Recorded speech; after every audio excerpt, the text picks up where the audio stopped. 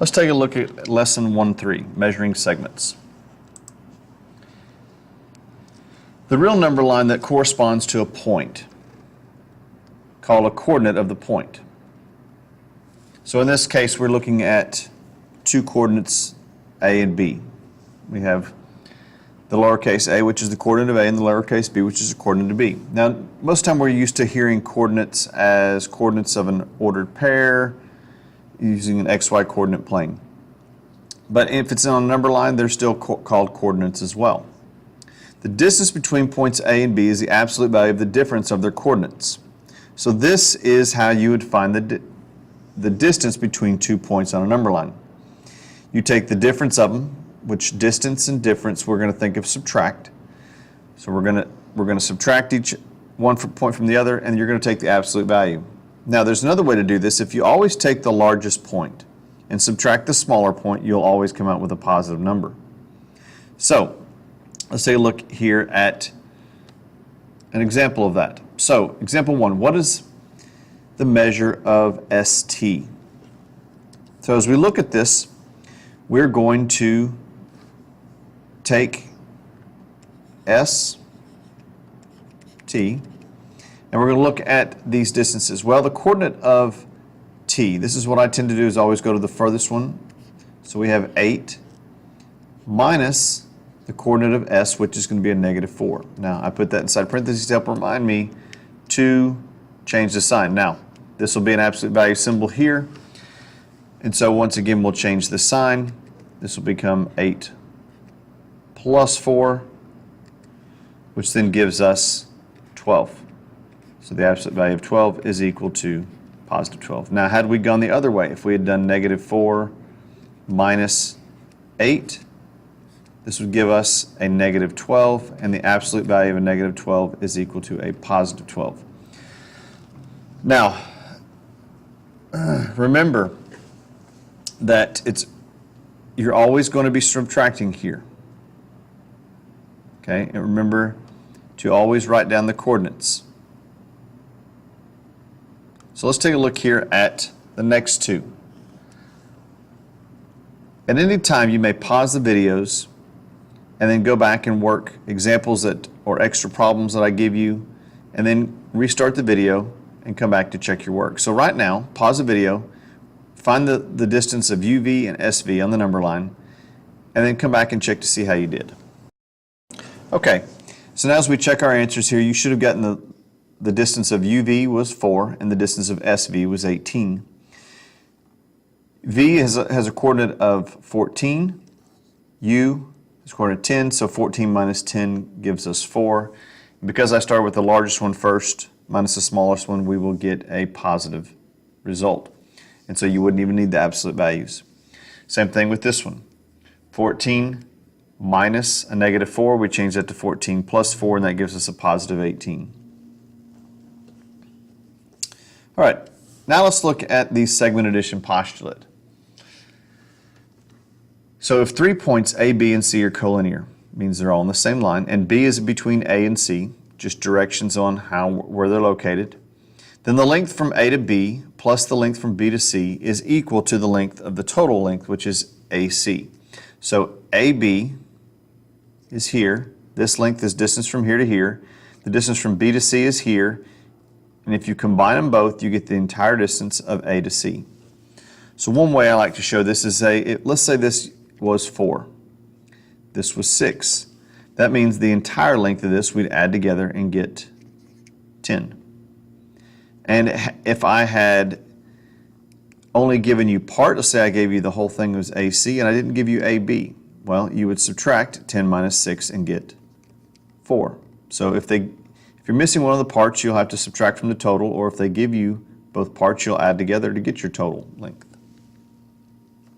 So let's apply this segment addition postulate to our next example. If EG is equal to 59, what are EF and FG? So to write down the segment addition postulate, to help us remind what goes where, we're going to say the segment of EF plus the segment of FG should be equal to the entire segment of EG. Now it's a matter of substituting our expressions in for each part of our postulate. So EF is going to be 8x minus 14. Bring down the plus sign. FG is going to be 4x plus 1. And we're going to set it equal to our total, which they gave us was 59. Combine like terms, our x's are going to give us 8x and 4x gives us 12x. Negative 14 and a positive 1 is a negative 13. Now we're going to add 13 to both sides. That gives us 12x is equal to 59 plus 13, which is going to be 72. Now, next step, we got to solve for x by dividing by 12. That gives us that x is equal to 6. Now, notice up here it does not say what is x. It says what is EF and FG. So we have to go back and we have to substitute what we've got for x in for x in our expression. So we have 8 times 6 minus 14. That gives us 48 minus 14, which is going to be 34. So EF is equal to 34. And now we're going to look to find out what the length of FG is. FG is going to be 4 times 6 plus 1. 24 plus 1 is 25. And so the measure of FG is going to be 25. One way to always double check is to go ahead and add up 34 and 25 to make sure that it does in fact equal 59.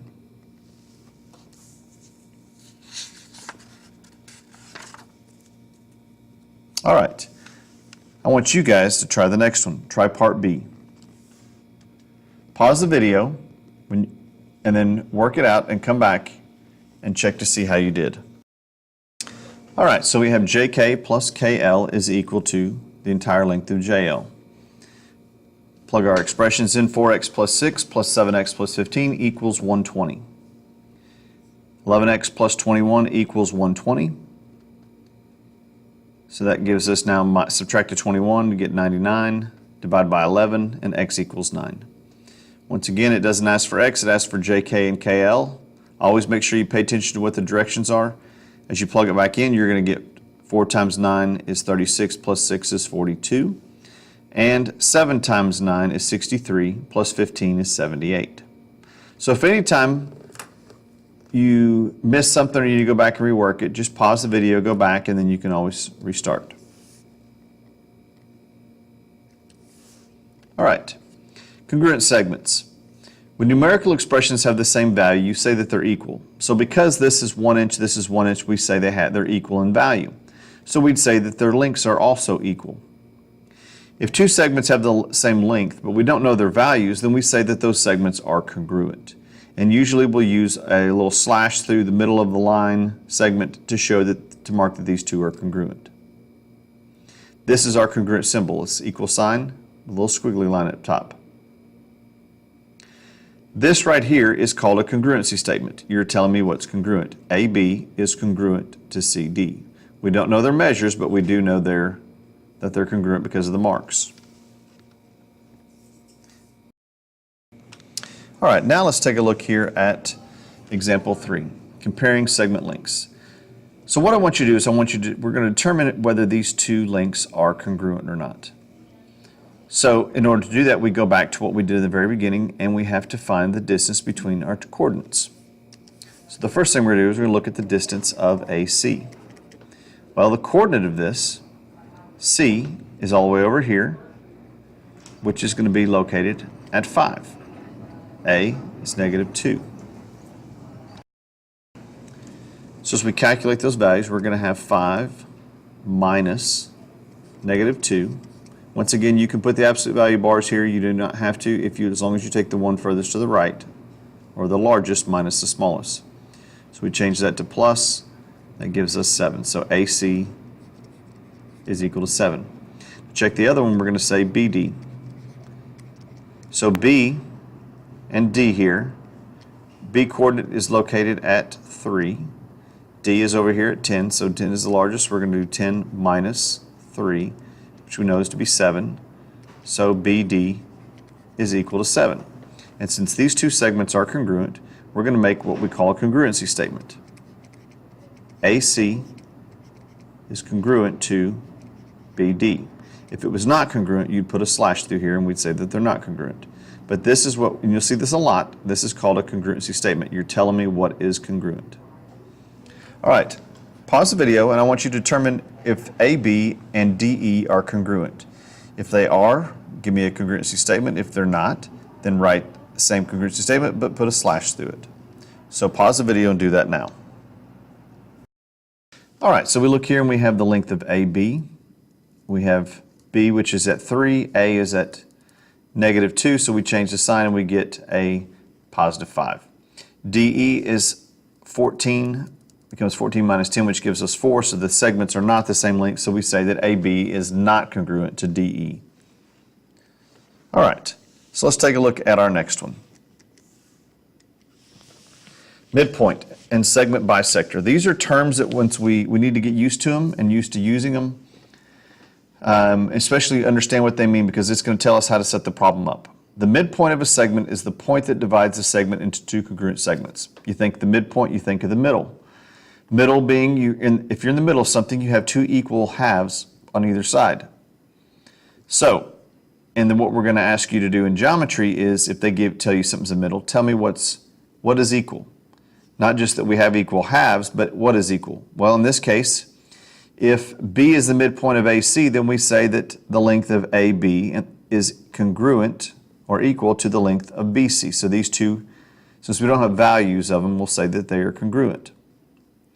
Now, a point, line, ray, or other segment that intersects the segment, such as this right here, this line L, is what at its midpoint is called a segment bisector. It's always going to be a segment bisector. It's not a line bisector because you can't cut a line in half because the line goes on forever. So this line here and being a segment bisector and a midpoint are basically the same thing. They're cutting something in half. So it cuts it half at the midpoint, so once again AB is congruent to BC. Now this is the segment bisector. It's what does the cutting. It cuts the segment in half. Okay? All right, so let's take a look here at example 4. Example 4 says Q is the midpoint of PR. What are PQ, QR, and PR? So the clues we look for, we don't have a total, but we do tell us it's a midpoint. And when they tell us it's a midpoint, that tells us how to set our problem up. If Q is in the middle, that means that we have the length of PQ congruent to the length of QR. These two segments are congruent. So that tells us we're going to take our expressions, 6x minus 7, and we're going to set them equal to 5x plus 1. Now it's a matter of solving for x. So we're subtracting 5x.